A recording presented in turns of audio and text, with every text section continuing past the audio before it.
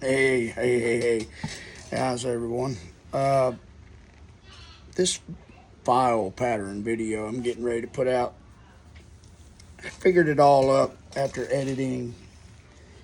I'm looking at over or right at 40 minutes to 41 minutes. So what I'm going to do is I'm going to do a two-part. So I'll post the first half of it, 20 minutes, 19 minutes, somewhere in there.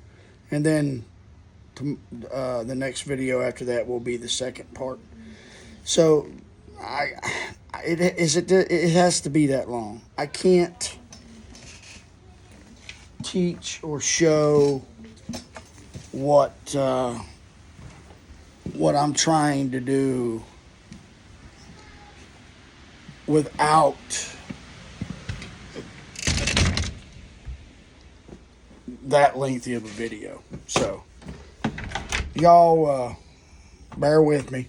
I'll put the first part up, and shortly after I'll put the second part up. So thank you for your patience. I hope you understand. This is the Burly Man. Watch your top knot. God bless you. Hello, everyone. Welcome back. Welcome, new subscribers. Picked up a few. I thank you. Thank you kindly. We're going to be working on a knife project. It's always knives or axes or whatever. Any kind of tool, we like to work on it. Appreciate y'all joining me. I'm not going to be filming me per se, but I want to film part of the process that I use on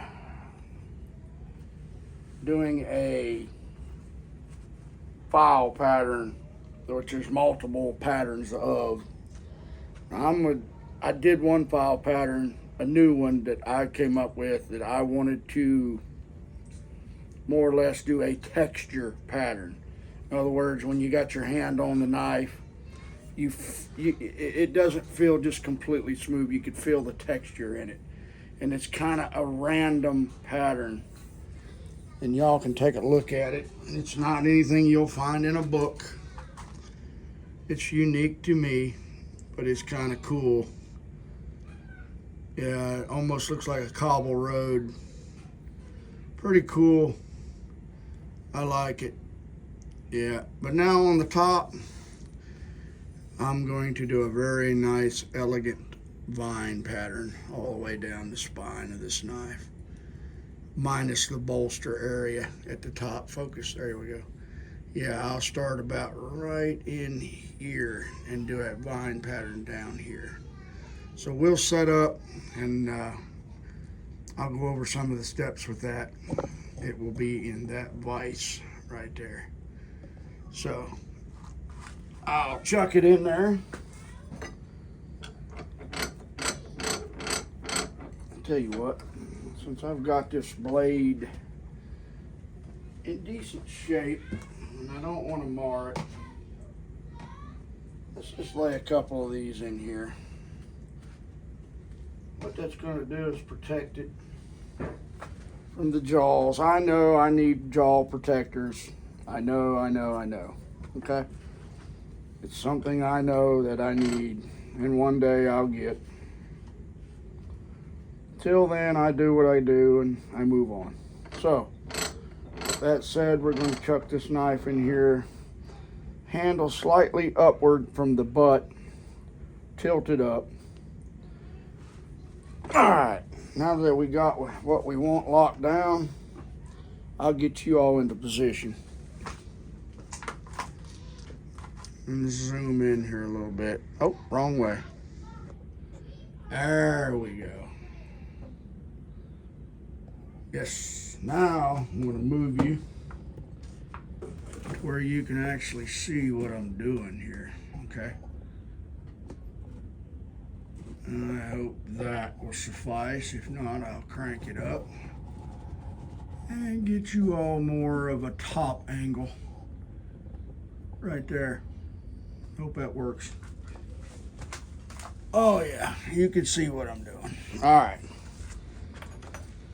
I wish I could say I have a special pattern that I lay down here and do this with, but I don't. So what I do is I take a Sharpie. It's a fine point, okay, permanent marker. And I will find a location that I want to stop and start this pattern. So I will start the pattern over the thong hole here and let whatever happens here happen. And I won't go over the first pin in the handle hole right there. So everything in between that area will get file patterned. And I've decided to put spacers on this knife, so we'll have a nice contrast there. Now, the file pattern that I'm going to do, being the vine pattern, requires a few evenly spaced lines. Okay, now I've got them pre-marked on this flexible tape measure. And I'll start with the mark that I put back here. Excuse me. And I'll mark these lines all the way down this vine of this knife. Just move up like this. Move up. And I'll make these lines evenly spaced all the way down this knife. Just like so. And check that last one. Look at there. And that's just eyeballing it. Huh? Let me make sure y'all can see these lines. Oh yeah, you can see them. I got lucky on that, everything lined up, so that tells me that this pattern was meant to be on this knife. If it didn't, I would be struggling. I love the fact that he gave me free reign over this. It allows me to, well, it just takes pressure off of me. You know, well, I want a specific this and a specific that and this and that and this. And it's got to be right. No, he didn't do that. He said, John, you do what you do and I'll be happy. And I told him, well, I'll do what I do and I know you'll be happy because it'll be as best as I can do it. So what I do now that I've got my marks, I'm going to start by alternating permanent marks to help my files go by from one side to the other side. So I'll start with a triangle file and I'll put a mark in this knife like that, and then I'll come on the opposite side and I'll do the same thing, just like that. And I'll come over here like that, back and forth, just like so. This not only helps me have a road map to go by, but it also lets my next file that I'm going to use set into a track so it doesn't wander all over the place, which really helps out when I'm trying to be specific.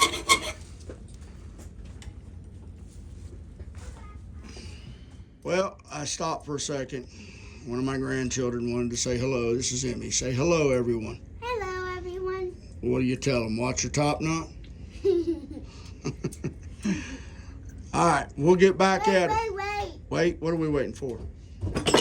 Oh, be careful. Give Papa a like and subscribe. Oh, I appreciate that, young lady. I really do. Bye. Bye-bye. There we go. Help them pop out, huh? There, sweeties. Back on track. All right, one more of these, and we'll have them all marked where we want them. All right, I've got them alternated all the way down. I know you can see that. Now what we're going to do is we're going to come back over these same marks, excuse me, with the next file, which is I could start with a 3/16 file, which I probably will. And what we'll do is we'll come in here and we'll make a gouge. Okay? On a 45-degree angle to the top of the knife. And we'll start until we get a round divot. Just like so. Always make sure y'all can see that. Yep. Right there. Round divot. See how it's got a half moon shape to it? Okay. Awesome. I'll tell you what. I stand to make an adjustment here.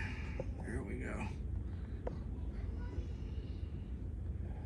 I want to make sure y'all can really see what I'm doing here. Move you over a little bit.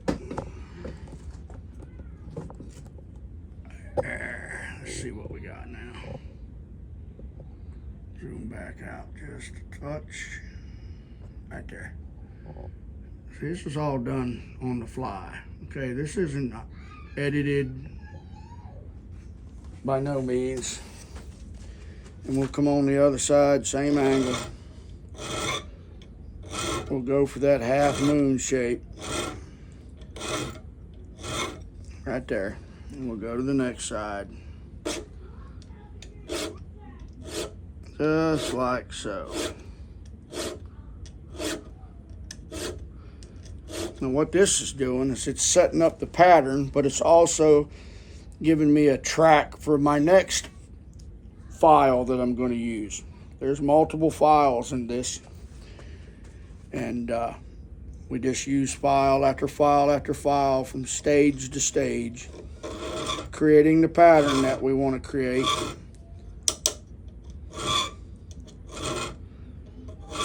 There we go. Each file sets up the next.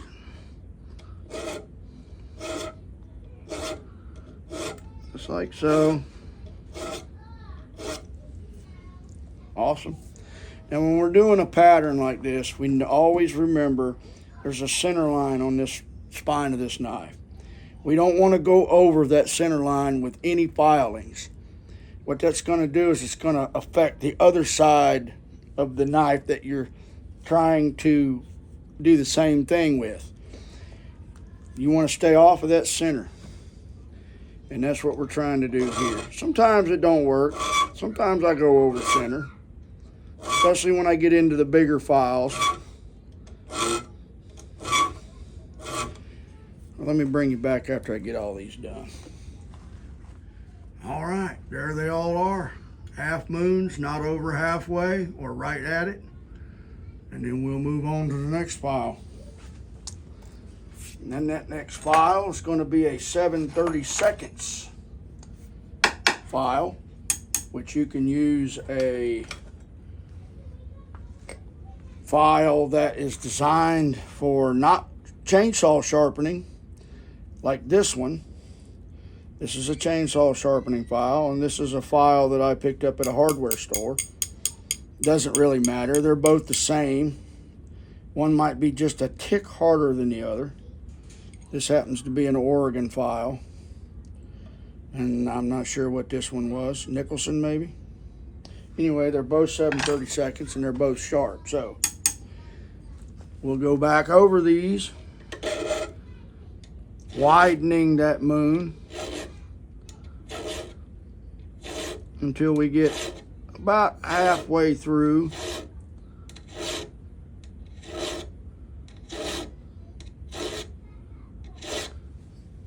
About like so. Now you can see how much bigger that is to that. And we'll come on this side. She's grabbing pretty good. Hang on to it with one hand here.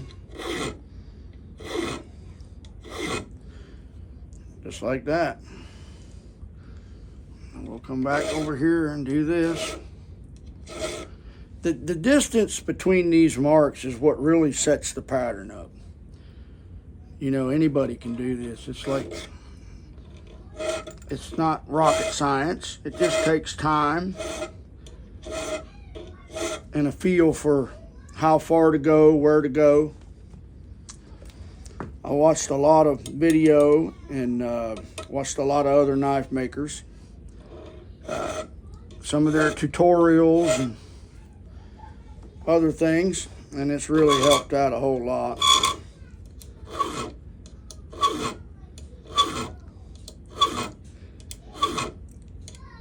This groove is getting deeper, set where I want it halfway, and wider is the main key. This will set our final depth. The next file that we're using this one to set up is a really wide half round file. That's going to really determine the width of these. This sets the depth. The next file will set the width. And I'll show you what I mean. So if you'll let me finish this up, I'll come back and we'll start the next file. Well, there's that step. And most people would say, well, heck, that looks great. Why go any further? Well, because it's not where I want to stop. So we're going to keep going. You know, a lot of these patterns derive from hieroglyphics, Aztec history with the Aztecs, the Incas, a lot of their art. Some of it comes from tooling marks like saw blade marks and just all kinds of rope patterns and wire cable patterns, different things that you can look down the edge of and see, or something on its edge that you can see, like a file, the pattern in a file, the pattern in a saw tooth. You know, you can do so many different things. All right, now what we're going to do now is we're going to have two more steps to the width of this groove. And what I'm going to do now is go to the next step, which requires a kind of a wider file, half round file, which is well used, by the way. This file here has probably done hundreds of these patterns. So it's a good file. It's nothing special. You can get them in a kit. Excuse me. But they work really well to widening the groove that you already have. And you just use the round part, draw down on it. You see it starting to open up the ears there. And you just want to follow that until that back side is completely round, or half round, excuse me. See, right now it kind of looks like the bottom of a peach. And we don't want that. We want it round. Now you look how much wider that groove is now. Much, much wider. Oh yeah, perfect. Look at that compared to what it was. That's how much bigger that is. Now, when I get to this point, I could say, okay, my vine pattern, how thick do I want the vine? If you don't want your vine really slim, you can stop right here. You're at the right depth, you're at the right width. Now, all this does is get rounded over, okay? Just like so. What that does, that creates this, like a vine. Then I'll go back in later and cut my thorns in. So let me continue with that and I'll bring you back.